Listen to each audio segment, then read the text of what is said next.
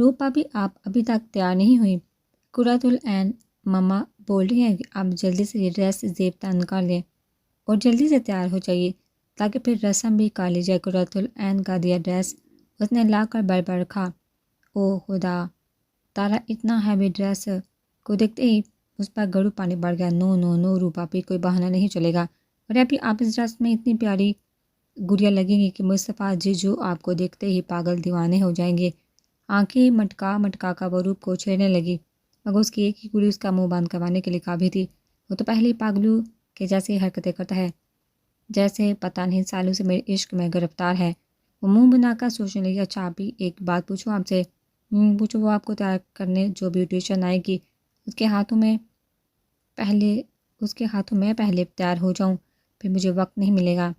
कायदे के हिसाब से मुझे आराम से एक तरफ बैठ कर इंजॉय करना चाहिए, लेकिन नहीं, कभी कोई बोलता है तारा ये कर दो, तारा वो कर दो, बेटा ये ला दो, बेटा वो ला दो। वो मुँह के अलग अलग डिज़ाइन बना मुख्तलिफ़ किस्म की आवाज़ें निकाल निकाल कर शाहदूद को सताने वालों की एक्टिंग कर करके दिखाने लगी।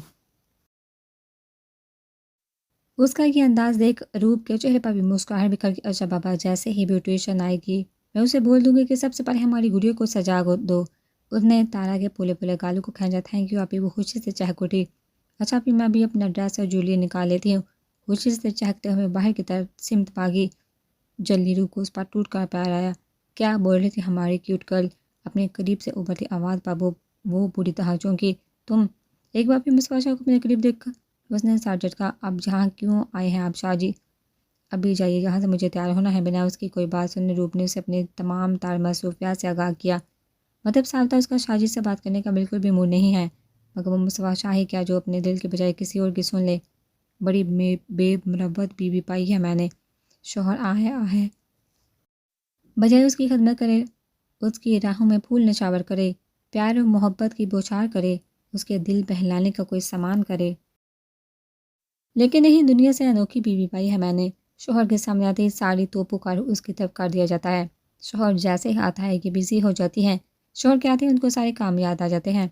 हाथ जला जला कर वो लड़का उर्दू किताब से बहस करने में मसरूफ था। सबके रूप हैरत से मुँह खोले मुस्तफा शाह के स्नेह रूप को देख रही थी।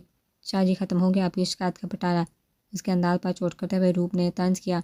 नहीं मिसेस शाह भी कहा, अभी तो मैंने कुछ बोला भी नहीं। बोल भी नहीं सकते आप कुछ? उसने बीच में ही मुस्तफा शाह की बात काटी। अभी हमारा निकाह हुआ, रुक से नहीं जो आप कभी इसको तो कभी उसको लालच देकर इस तरह बिना बुलाए मेरे कमरे में आ जाते हैं। रूप ने उसे वो असूल याद करवाने की कोशिश की जो शायद वो सिरे से ही भूल चुका था या फिर वहाँ नज़रअंदाज कर रहा था। शाह की जान, बात से तुम्हें अपने दस में लाने की थी। बाकी किसी रुखसी, किसी रूल, किसी कायदे, किसी कानून को मुस्तफा शाह नहीं मानता। और एक बात, मुस्तफा शाह अपने रूल से खुद बनाता है, लेकिन तुमसे दिल के वो दागे जुड़े हैं कि अब तुमसे दूर रहना सुहाने रूह लगता है। उसका चेहरा दोनों हाथों के प्यालों में थामे हुए जज्बात से चूर लहजे में गोया हुआ। चलो अब कुछ पल के लिए आंखें बांध कर वो जो हैरत से उसकी बातें सुन रही थी, मुस्तफा शाह के अंगूठे की हरकत पर चौंक उठी, जो उसके पलकों को बांध करके वापस आंखें ना खोलने का हुक्म दे रहा था। ये वो पहला अमल था जो उसने बिना चूंच रा किए खामोशी से कर लिया था। No cheating Mrs Shah. जबकि आंखें बांध करते ही बाकी सारी हिस्से यकदम बेदार हो गई। वो उससे दूर हुआ, जाने की उसे घबराहट होने लगी, मगर फिर भी वो लब बेंच कर सांस रोक के खड़ी रही। चंद पलों के बाद वो वापस के करीब आया। उसकी आंखों के सामने चुटकी बजाकर उसने रूप को आंखें खोलने की इजाज़त दे दी। आहिस्ते से पलकें पार करने पर कमरे में गुप अंधेरा पाकर कुछ पल के लिए उसे कुछ समझ न आया। थोड़ी देर बाद जब नजरें अंधेरे से मायूस हुई तो हैरत के साथ साथ एक दिलफरेब और मुस्कुराहट भी उसके चेहरे पर बिखर गई। वाह ब्यूटीफुल। चारों तरफ घूम कर नजरों से पूरे कमरे का जायजा लिया। यकीन करना मुश्किल था ये उसका थोड़ी देर पहले वाला कमरा है, नहीं बल्कि वो तो किसी और ही दुनिया के खूबसूरत नज़ारे का लुक दे रहा था। पूरी तरह अंधेरे में डूबे उसके कमरे में जगह जगह रोशनी से बड़े चांद और तारे जगमगा रहे थे, और ये नज़ारा इस कदर मशहूर कौन था कि वो 3 बार घूम कर अपने ही कमरे का जायजा ले चुकी थी। हाथ बढ़ाकर उन चमकते चांद तारों को छूने की कोशिश की, मगर वो सिर्फ किसी रोशनी का अक्स थे। बेखुदी में उसने हथेली फैलाकर उस रोशनी के सामने लहराई तो चांद और उसके साथ एक साया उसकी हथेली पर जगमगाने लगा। ये सब देख दिल बच्चों की तरह खुश होने लगा। बिलाशुबह से ये सब बहुत पसंद आया था। ये सब कैसे किया आपने शाह जी? आखिरकार वो पूछ बैठी। मैजिक, वो दिल से मुस्कुराया।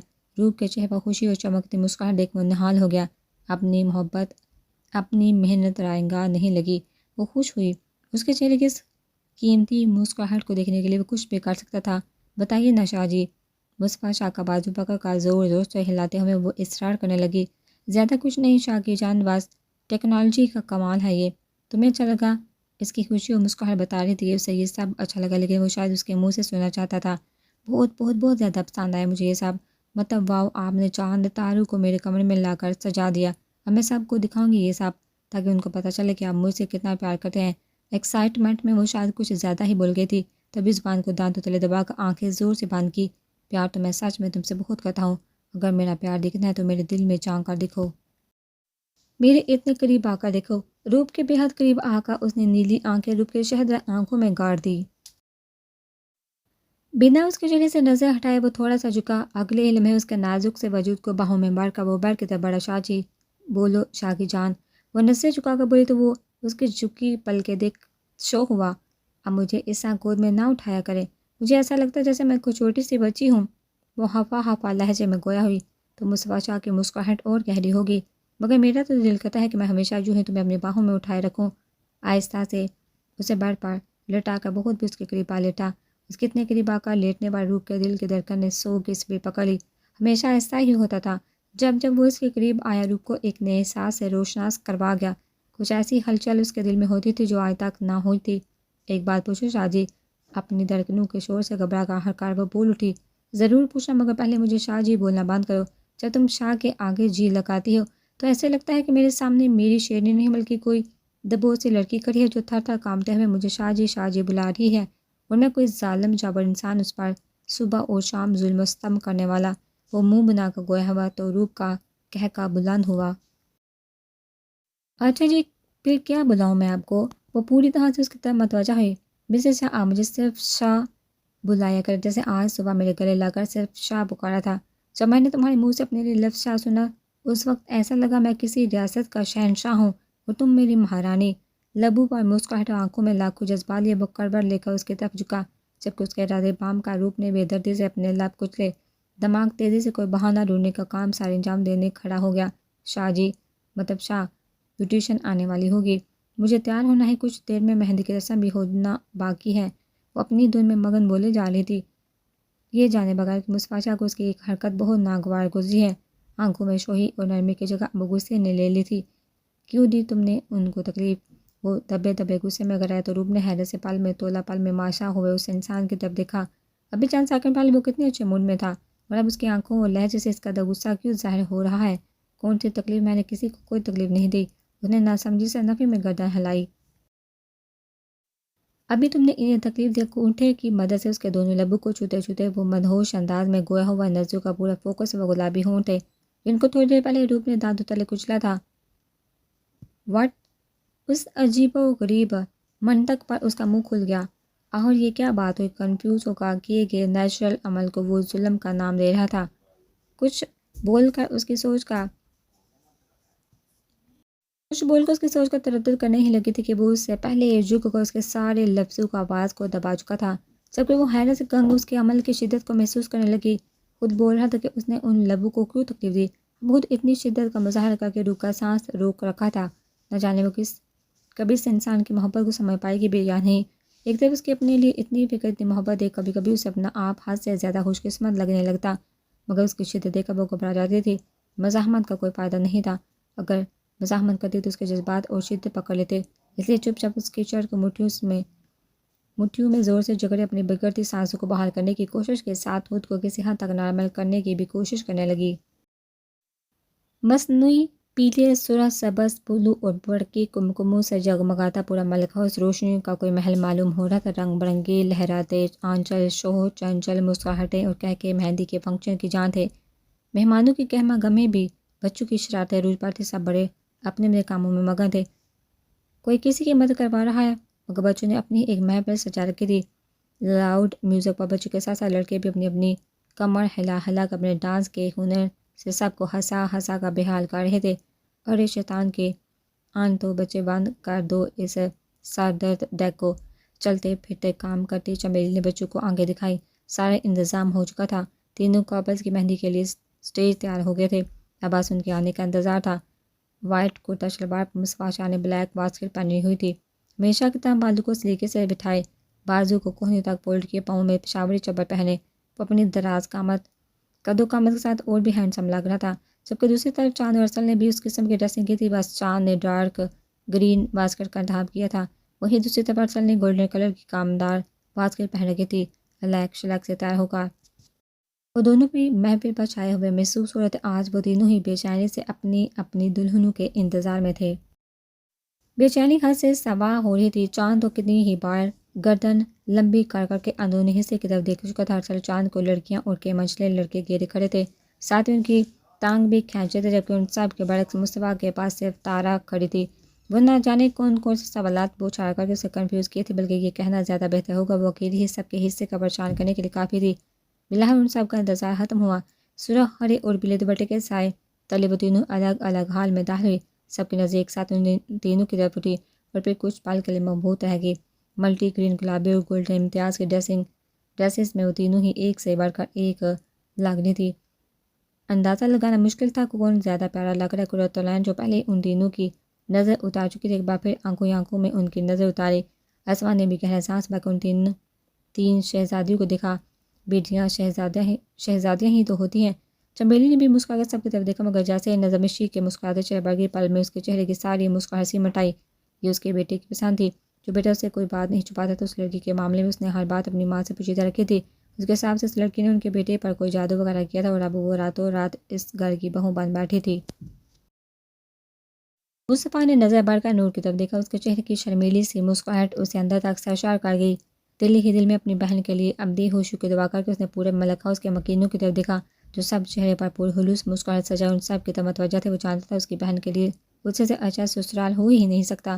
اچھی لگ رہی نور کے برابر بیٹھتے وہ تھوڑا سا اس کی طرف جھکا، سرگوشی نما لہجے میں گویا ہوا۔ شرمیلی سے مسکراہٹ کے ساتھ وہ نظر جھکا گئی۔ اچھا سنو، مجھے ایسا لگتا ہے تمہیں اپنے ڈر کو باہر پھینک کر مجھ سے فری ہو جانا چاہیے۔ اب ہمارے بیچ تکلف جیسا کوئی رشتہ نہیں، کل ہماری شادی ہے، تو اگر تم اس بارے میں سوچو گی تو زیادہ بہتر ہوگا، ورنہ میں بہت رومانٹک بندھا ہوں، اگر تم ایسے ڈرو گی تو پھر کوئی کام کیسے بنے گا۔ وہ جان بوجھ کر آج اسے ایسی باتیں کر رہا تھا، یا پھر شاید وہ اسے مینٹلی طور پر تیار اپنے رشتے کے لیے کر رہا تھا، مگر جو بھی تھا، نور کی ہتھیلیاں پسینے سے تر ہو گئی، شرم سے سر تو پہلے ہی جھکا تھا۔ اب ارسل کے بعد سے کچھ اور جھک گیا تھا، وہ انسان اسے ایسی باتیں کیوں کر رہا ہے، جبکہ کل ان دونوں نے ساتھ ڈنر کیا تھا، تب تو اس نے ایسی کوئی بات نہیں کی تھی، پھر آج کیوں؟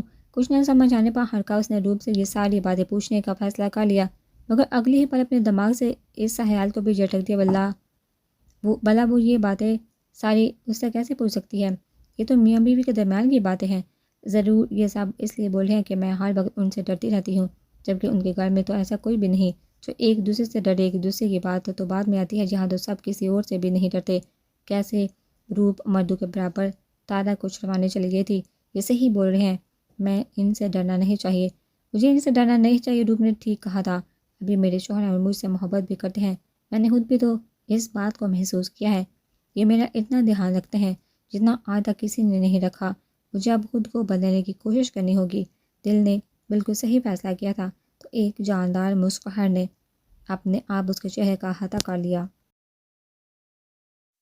ٹھیک ہے ڈیئر ہسبینڈ، وہ آہستگی سے گویا ہوئی، مگر اس پر حیرت سے منہ کھولنے کے بڑے ارسل کی تھی، وہ کم از کم اس وقت نور سے اس طرح کے جواب کی توقع نہیں کر رہا تھا۔ اسے چاند کے برابر بیٹھے 5 منٹ ہو گئے تھے، اس بیچ وہ کوئی 10ویں بار سخت گڈی سے نواز چکی تھی۔ کیا ہو گیا یار، 21 صبح کا اسلامی مجھے دینی ہے کیا؟ ہر کار وہ بول ہی اٹھا، یہ جو مہندی آج مجھے لگی ہے نا، مشی نے اپنے دونوں ہاتھوں کی طرف اشارہ کیا، چاند ہوپ سے ڈیزائن بنا کر لگائی کہ مہندی اب سوکھ چکی تھی، ہاتھ ہو۔ چاند نے ناسمجھی سے اس کی طرف دیکھا، اس کا رنگ اگر گہرا نہیں چڑھا تو تمہاری خیر نہیں۔ بیشی نے اپنی عجیب و غریب منطق اس کے سامنے رکھی، اس کے ایک سخت گوڑ سے نوازا تو چاند کے چہرے پر مسکراہٹ ٹھہری، اور اگر اس کا رنگ گہرا نہ چڑھا تو چاند نے بات کو طول دی، وہ چاہے جھگڑا ہی کرے مگر کرے تو صحیح۔ جب وہ اسی سے اس طرح چھوٹی چھوٹی باتوں پر بحث کرتی تھی تو اس کے دل کو سکون ملتا تھا، تو میرا آئی لو یو واپس میرے پاس آ جائے گا۔ روٹھے روٹھے لہجے میں بول کر اس نے روح کو دوسری طرف موڑ لیا، شاید وہ ہمیشہ سے ہی اتنی ہی پیاری تھی، بس وقت نے اسے ہر درمی اور بدتمیز بنا دیا تھا۔ وہ اچھا اس کا مطلب معاملہ بہت سنگین ہے۔ گال پر انگلی رکھ کر اس نے پرسوچ انداز اپنایا۔ کچھ کرنا پڑے گا، لہجے میں مصنوعی فکرمندی سموئی تاکہ مشی کو یہ لگے کہ وہ اس کی ٹانگ کھینچنے میں کامیاب ہو چکی ہے۔ مشی کا دل سچ میں خوشی سے پھول گیا۔ میں جانتی ہوں شاید تم مصنوعی فکر دکھا رہے ہو، لیکن میں سچ میں چاہتی ہوں میرے ہاتھوں کی مہندی کا رنگ تمہاری محبت کی طرح بہت گہرا چڑھے۔ اس سے میرے دل کو سب سے زیادہ سکون ملے گا۔ ویسے تم اس وقت کیا بول رہی تھی؟ اس نے اتنی دھیمی آواز میں سرگوشی کی کہ روپ بھی مشکل ہی سن پائی، مگر جیسے اس کی سمجھ میں پوری بات آئی، شاید غصے کی ایک لہر پورے بدن میں سرد کر گئی۔ شاہ، آپ کی اپنی منمانیاں ختم ہو تو میں کچھ بولوں؟ وہ ہفکی سے گویا ہوئی تو اپنی بےہودی پر تھوڑی سی ندامت ہوئی۔ مسکراہٹ ضبط کرتے ہوئے وہ ہلکا سا اس کی طرف جھکا۔ اب سب سے پہلے میں تمہاری بات کو اہمیت دوں گا مسز شاہ، اس نے مسکرا کر پلکیں جھپکی، مگر بدلے میں اس کا پھولا پھولا چہرہ مصطفیٰ شاہ کی مسکراہٹ کو اور گہرا کر گیا۔ اچھا چلو ابھی بتا دو کیا بات کرنی تھی۔ اس نے صلح کرنے کی کوشش کی، مگر وہ کسی صلح کے موڈ میں نہیں تھی۔ مجھے بات نہیں کرنی آپ سے، اور نہ ہی کچھ پوچھنا۔ ناراضگی کا پرزور احتجاج کیا گیا، مگر یوں اس سے حیرت ہوئی، کیونکہ شاہ مجھے آپ سے اب بات نہیں کرنی، ہمیشہ آپ جب بھی آتے ہیں بس اپنی مرضی چلاتے ہیں، تم میرے وہ پہلے والے ڈرپوک لمبو نہیں رہے۔ اس کی ناراضگی اب بھی ویسی کی ویسی ہی تھی۔ مسز شاہ، میری ہائٹ کم تھوڑی ہوئی ہے جو اب میں تمہارا وہ پہلے والا لمبو نہیں رہا۔ ارے دنیا میں ایک یہی تو ایسی چیز ہے جو ایک بار جتنا ہائٹ پر چلا جاتا ہے پھر اس کے نیچے آنے کا سوال ہی پیدا نہیں ہوتا۔ اس نے مصلحت سے سمجھانے کی کوشش کی، مگر وہ تو شاید آج بلا وجہ لڑائی کے موڈ میں تھی۔ وہ ڈرپوک تو نہیں رہے؟ آپ بروحاتی ہوئی یار، تو اس میں غصہ ہونے والی کون سی بات ہے؟ بلکہ تمہیں تو خوش ہونا چاہیے، تمہارا شوہر ڈرپوک نہیں۔ اس نے ایک بار بھی اپنی پوزیشن کلیئر کر کے اس کی ناراضگی دور کرنے کی ناکام کوشش کی۔ اور تم اب مجھ پر بہت روب جماتے ہو، صرف اپنی منمانیاں کرتے ہو، میری کوئی بات نہیں سنتے۔ ایک بار پھر منہ پھیلا کر ناراضگی کا اظہار کیا۔ اس وقت مصطفیٰ شاہ کا دل کر رہا تھا کہ اپنے بال نوچ لے، مگر وہ پھر بھی کمال صبر کا مظاہرہ کر رہا تھا۔ میں نے آج آپ کی بات نہیں سنی، میں مانتا ہوں مجھ سے غلطی ہوئی مسز شاہ، میں معذرت خواہ ہوں آپ سے۔ آج سے میں وعدہ کرتا ہوں کہ سب سے پہلے آپ کی بات سنوں گا اور تم پر بالکل بھی روب نہیں جماؤں گا۔ اور جہاں تک رہی میری منمانیوں کی بات ہے، وہ کرنے سے مجھے کوئی نہیں روک سکتا، یہ میرا شرعی حق ہے، تم بھی نہیں روک سکتی مجھے۔ مصطفیٰ شاہ کے مضبوط لہجے پر اس نے منہ کے ہزاروں زاویے بغیر آج مصطفیٰ کے جانے کے بعد روشنی سے شوہر کو قابو میں کرنے کا سب سے اسٹرانگ طریقہ پوچھا تھا۔ وہاں پر روشنی نے بھی اپنی بابیوں سے پوچھ کر جو زبردست کام کرنے کا طریقہ بتایا تھا وہ ایموشنل بلیک میلنگ تھی، جو اس نے اس وقت مصطفیٰ شاہ آزمانے کی کوشش کی، مگر یہاں تک وہ اپنے موقف سے ہٹنے کو تیار نہ تھا۔ سارا پلان فلاپ ہو گیا۔ اب اسے رہ رہ کر روشنی پر غصہ آ رہا تھا، چڑیل پتہ نہیں کہاں رہ گئی ہے۔ اوپٹن بار آنے کا بولا تھا، آج مہندی ہے، ایک بار آ جائے ذرا یہاں، میں اس ہیروئن کا دماغ اچھے سے ٹھکانے لگاؤں گی۔ جب سے مٹھیاں بیچ وہ من ہی من میں روشنی کی دلائی کرنے میں لگی تھی۔ ماں دیہانت سے اس سے پہلے کہ رانی کسی چیز سے اٹک کر گرتی، اس سے پہلے ارحم نے اسے تھام لیا۔ جانی پہچانی آواز پر روشنی نے حیرت سے مڑ کر اس طرف دیکھا، جہاں ارحم بلیک پینٹ اور سی گرین شرٹ کے ساتھ سانولے مگر پرکشش نقوش کے ساتھ وہ ہمیشہ کی طرح روشنی کو بہت اچھا لگا، مگر وہ ہر وقت غصے میں رہتا تھا، شاید اب بھی غصے میں ہی ہو۔ سرد سے نظر چرا کر وہ خاموشی سے آگے بڑھ گئی، مگر اچانک کچھ یاد آنے پر حیرت کے مارے اس کے قدم وہیں رکے۔ ارحم اور جہاں تک وہ جانتے تھے ارسل اور ارحم دونوں کے گھر والوں میں اچھی خاصی لڑائی تھی، مگر پھر وہ آج جہاں شادی میں کیسے قاعدے کے طور پر تو اسے یہاں نہیں ہونا چاہیے تھا۔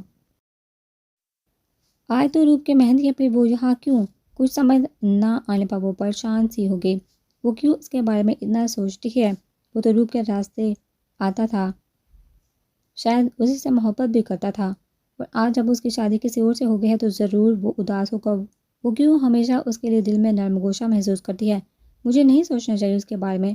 وہ وہیں کھڑے کھڑے نہ جانے کون سی سوچوں میں، مگر جب کسی نے آ کر اس کے کندھوں پر ہاتھ رکھا، روشنی ابھی آپ آج آ رہی ہیں، روپ آپ ہی سے آپ کی اچھے والی کلاس لگنے والی ہے۔